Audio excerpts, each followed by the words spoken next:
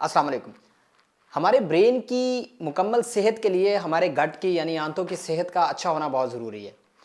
हमारे गट को second brain भी कहा जाता है। इसी वजह से बहुत सारे लोग अपनी गट फीलिंग्स पे इन्हिसार करते हैं।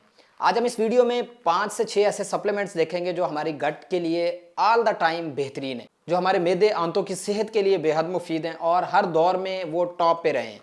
सबसे पहला नंबर प्रोबायोटिक्स का है। प्रोबायोटिक्स हमारे गट के अंदर जानदार सेहतमंद जरासीमों को कहते हैं, जो कि हमारी ज़िंदगी के लिए, हमारी सर्वाइवल के लिए, हमारे गट की हेल्थ के लिए बेहद मुफीद होते हैं। आप सोचें कि हमारे जिस्म से, गट से ये फ़ायदेमंद बैक्टीरिया अगर ख़त्म हो जाएं तो हमारा हाल क्या हो, हमारे गट का हालत क्या हो।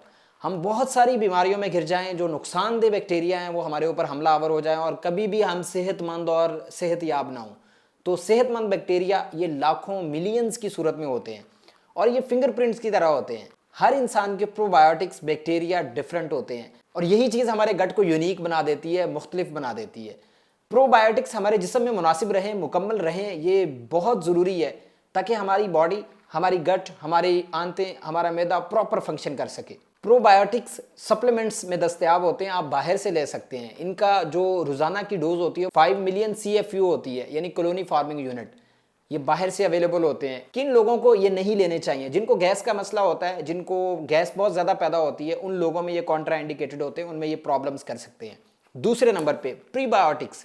प्रीबायोटिक्स इन प्रोबायोटिक्स की खुराक होते हैं।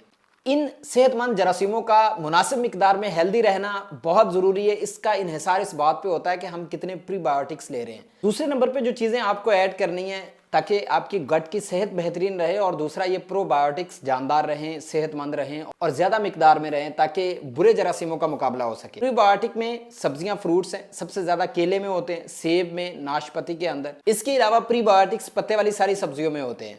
अगर आप मुनासिब मिकदार में प्रीबायोटिक्स नहीं ले रहे तो इसमें आपको जो प्रॉब्लम्स आ सकती हैं उसमें आपको सीबो हो सकता है, शॉर्ट इंटेस्टिनल बैक्टीरियल ओवरग्रोथ, यानी आपकी छोटी आंत के अंदर बैक्टीरिया पैदा होना शुरू हो जाते हैं। तीसरा सप्लीमेंट जो बहुत ज़्यादा इंपॉर्टेंट है, हमारे मैदे में बहुत ज़्यादा तजाबियत होती है और ये हमारी सेहत के लिए बेहद मुफीद होती है। हमारी खुराक के 3 अज्जा होते हैं, कार्बोहाइड्रेट, प्रोटीन और फैट्स। प्रोटीन को हज़म करना सबसे मुश्किल होता है और इसकी डाइजेशन स्टोमक यानी मैदे के अंदर स्टार्ट होती है और इसको एसिड तोड़ता है। अगर हमारे मैदे में एसिड की कमी हो जाए, जो बहुत सारे लोग PPI यूज़ करते हैं यानी ओमेप्राजोल वगैरह, या उसके मैदे के शरबत यूज़ करते हैं, उनमें एसिड की मिकदार कम हो जाती है, उनमें भी डाइजेशन के प्रॉब्लम्स आना शुरू हो जाते हैं, गैस बनना शुरू हो जाती है, खुराक रुकना शुरू हो जाती है। तो एसिड का कम होना एक हद से ज़्यादा ख़तरनाक हो सकता है। उसको डेलिबरेटली, अगर आपको मसाइल नहीं है तो कम नहीं करना चाहिए। हमारे जरासीमों को किल करता है, जरासीमों को रोकता है, फिल्टर का काम करता है, प्रोटीन को हज़म करता है। उसके लिए आप एप्पल साइडर विनेगर यानी सेब का सिरका ऐड कर सकते हैं।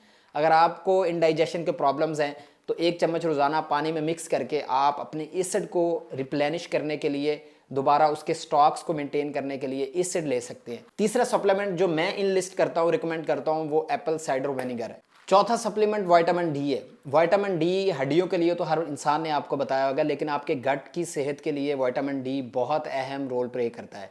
ये आपके मुदाफ़ती निज़ाम को बेहतर करता है, आपके गट के जो सेल्स होते हैं उनको ये जवान करता है, हेल्दी रखता है। इसकी जो डेली रिक्वायरमेंट है वो मेंटेनेंस डोज 1000 से 2000 इंटरनेशनल यूनिट है, लेकिन अगर आपकी बॉडी में विटामिन डी की कमी है तो आपको ये 2000 से 5000 इंटरनेशनल यूनिट पर डे लेने हैं। ये आपके गट की सेहत के लिए बेहद मुफीद है। चौथे नंबर पे जिंक है। जिंक ऑक्साइड और जिंक चिलेट का आपने नाम सुना होगा, बहुत सारे लोग बच्चों में इस्तेमाल करते हैं, लेकिन आपकी गट की सेहत के लिए जो सप्लीमेंट रिकमेंडेड है वो जिंक कार्नोसिन और जिंक ग्लाइसिनेट है। ये फार्मूलेशंस में आपने लेना है। इसकी जो डेली रिक्वायरमेंट है वो 50 मिलीग्राम है। आप दिन में एक दफ़ा से शुरू कर सकते हैं। आपने ये खाली पेट लेना है या खाने से 2 से 3 घंटे बाद लेना है, क्योंकि अगर आप इसको खाने के साथ इस्तेमाल करते हैं तो इसमें इंडाइजेशन के यानी ब्लॉटिंग के, बदहजमी के, उफारे के, पेट में किसी चीज़ के भर जाने के मसाइल हो सकते हैं। लास्ट बट नॉट लीस्ट, सबसे आखिर पे जिसकी बारी आती है वो ग्लूटामीन की है। एल ग्लूटामीन सप्लीमेंट के तौर पे आपको मिल जाता है मेडिकल स्टोर से, बाहर से, ऑनलाइन, किसी भी फॉरम से। ये आपकी गट के सेल्स के लिए बेहद मुफीद है। सेल्स आपके गट को बनाते हैं, छोटे छोटे ईंटों की तरह होते हैं। जिस तरह से कोई बिल्डिंग बनती है ईंटों से मिलके, इसी तरह से हमारा गट, हमारी आंतें, हमारा स्टोमक सेल्स से मिलके बनता है। तो जो सेल्स एनर्जी लेते हैं वो ग्लूटामीन के थ्रू लेते हैं।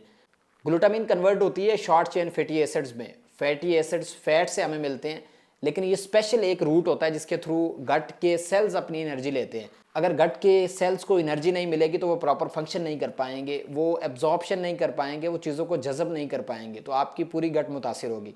ये 5 से 6 सप्लीमेंट्स हैं जो आपको डेली अपनी लाइफ में लेके आने हैं। अगर आप चाहते हैं कि आपके गट की हेल्थ ऑप्टिमाइज रहे, बेहतरीन रहे और आप जो खाएं वो आपकी बॉडी को लगे, क्योंकि ये बात आप ज़हन नशीन कर लीजिए, अगर तो आपकी गट नहीं ठीक तो आपका ब्रेन कभी भी प्रॉपर फंक्शन नहीं कर सकता। आप कभी अच्छा सोच नहीं सकते, कभी अच्छी नींद नहीं ले सकते, प्रॉपर फंक्शन नहीं कर सकते। इस वीडियो में इतना ही। अपनों का, अपनी सेहत का बहुत सा ख्याल रखें। अस्सलाम वालेकुम।